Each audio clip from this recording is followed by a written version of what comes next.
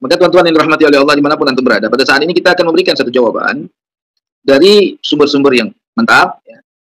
Sebagaimana tadinya saya mendengar daripada Kiai Idrus Ramli yang menyatakan bahwa nasab Bani Ba'alawi itu nasabnya sahih. Begitu ya. Tapi ya saya nggak tahu nih teman-teman. Mudah-mudahan Kiai Idrus Ramli bisa memberi penjelasan. Ketika nasab itu dipandang sahih, ada nggak aturan sahihnya gitu loh. Suatu nasab. Apa hanya sebatas sahih-sahih aja gitu. Jadi sahih itu berdasarkan asumsi yang dipahami oleh Tuan Guru Idrus Ramli atau memang berdasarkan kaidah mustalah ya. Mustalah fi ilmi nasab ya. Atau gimana? Kalau itu berdasarkan kaidah nasab dengan statement bahwa kalau ada ulama yang menyatakan nasab itu sahih, ya udah sahih saja, percaya saja. Jadi terkesan ketika seseorang menyampaikan sesuatu kebenaran nasabnya sahih daripada nasab Bani Ba'alawi, ini akan meninjau satu paham, bahkan banyak orang lain dari dunia luar yang meneliti kebenaran nasab Bani Ba'alawi akan punya pertanyaan. Ini kok Kiai Indonesia yang namanya Tuan Guru Idrus Ramli ini kok maksakan banget gitu untuk sahih nasab Bani Ba'alawi, sedangkan dia sendiri juga menyatakan bahwa di kitab tersebut tidak memberikan atau tidak menyertai referensi dari mana seorang ulama itu menyatakan sahih nasab seseorang itu. Yang ingin saya sampaikan bahwa sebenarnya nasab para sayyid atau para habib Ba'alawi kepada Rasulullah SAW menurut para ulama yang mu'tabar, para sejarawan, para ahli hadis, para ulama Syafi'iyah, di mana memang Ba'alawi memang rata-rata bermazhab Syafi'i, itu nasabnya sahih kepada baginda Rasulullah SAW.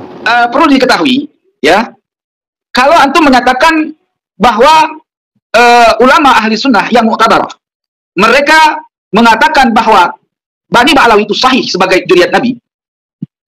Pertanyaan saya, pertama, ulama ahli sunnah yang mana yang mengatakan nasab Ba'alawi itu sahih?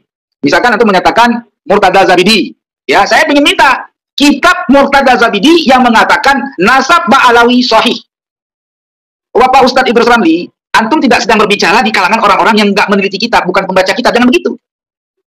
Orang yang mendengar akan mengkaji omongan antum, gitu loh. Jadi Said Muhammad Murtada Az-Zabidi, ya, itu tidak pernah sama sekali, ya, menyatakan nasab Bani Ba'alawi sahih. Dia hanya menuliskan wa amma Abdullah, ya, wakila Ubaidillah. Itu semua nggak ada isbat di situ.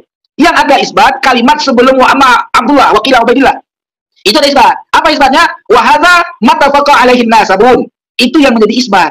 Artinya hadza yang dimaksud di sini adalah nama-nama yang kami sebutkan sebelumnya yang merupakan anak keturunan daripada Said Ahmad bin Isa An-Naqib, itulah yang ittifaq ahli nasab. Ya. Jadi jangan ngade-ngade, gitu yang pertama. Yang kedua, ketika antum menyatakan bahwa ulama ahli sunnah menyebutkan ben itu adalah makna isbat, saya masih bingung Bapak Tuan Kiai Haji Idrus Ramli. Bingung saya. Orang lagi menceritakan dia punya sanad pakai surban dari seorang yang bernama Abdullah Al-Idrus. Ya, dia mengungkapkan bin Abdullah Al-Idrus bin Anu itu sudah memaknakan menurut antum adalah makna isbat. Hidur saya. Dari mana rumusannya? Saya butuh satu perkataan daripada ulama ahli sunnah yang katanya mengisbat Ba'alawi dengan perkataan begini.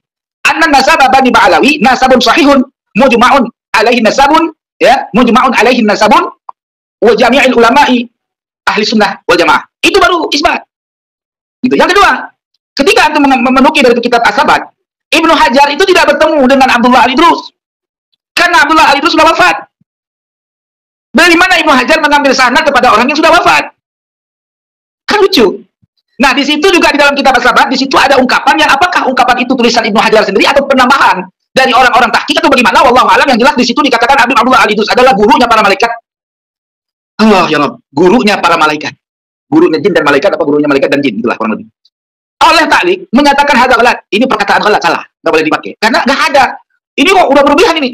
Jadi boleh jadi kitab-kitab tersebut, Imam Ibnu Hajar di dalam bahasanya, di dalam tulisan asalnya, di dalam naskahnya dia hanya menceritakan dia mendapatkan rujukan daripada si Abdullah Al-Idrus terkait masalah dia pakai surban, gitu.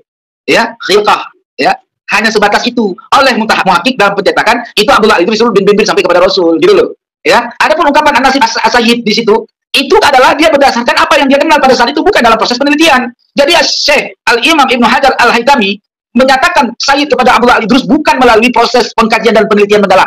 Hanya dalam proses dia menyebutkan karena dia terkenal pada saat itu sebagai ulama dan sebagai orang yang dikenal dengan panggilan Sayyid atau Sadah. Gitu loh. Ya. Nah, Al-Imam Ibnu Hajar Al-Haytami, beliau itu mengambil riwayat ya, langsung ke Abdullah Al-Idrus Musail. Di situ beliau mengambil riwayat daripada muridnya Abdullah Al-Idrus. Begitu teman-teman. Ketika yang ketiganya, ketika Tuan Idrus Ramli menyatakan nasab yang sahih, itu berdasarkan asumsi antum, ijtihad antum, atau berdasarkan kaidah ilmu nasab khususnya ya. Dengan jalan apa Baina Syariah? Melalui mendengarkan keterangan saksi. Ya, di sini bisyahadati sima, ya, melalui mendengarkan keterangan saksi bil istifadah, dengan adanya istifadah baginya. Artinya yang telah tersebar luas kabar beritanya tentang kesahihannya. Ya. Au khatti nasabatin thiqatin, ataupun cukup dengan adanya catatan silsilah nasabnya atau kitab-kitab nasabnya. Ya, ulama yang ahli nasab.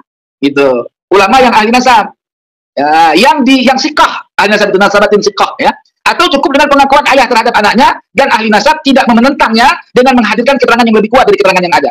Nah, ini. Jadi, saya katakan, kalau ada orang mengatakan ahli nasab tidak menentang, siapa bilang?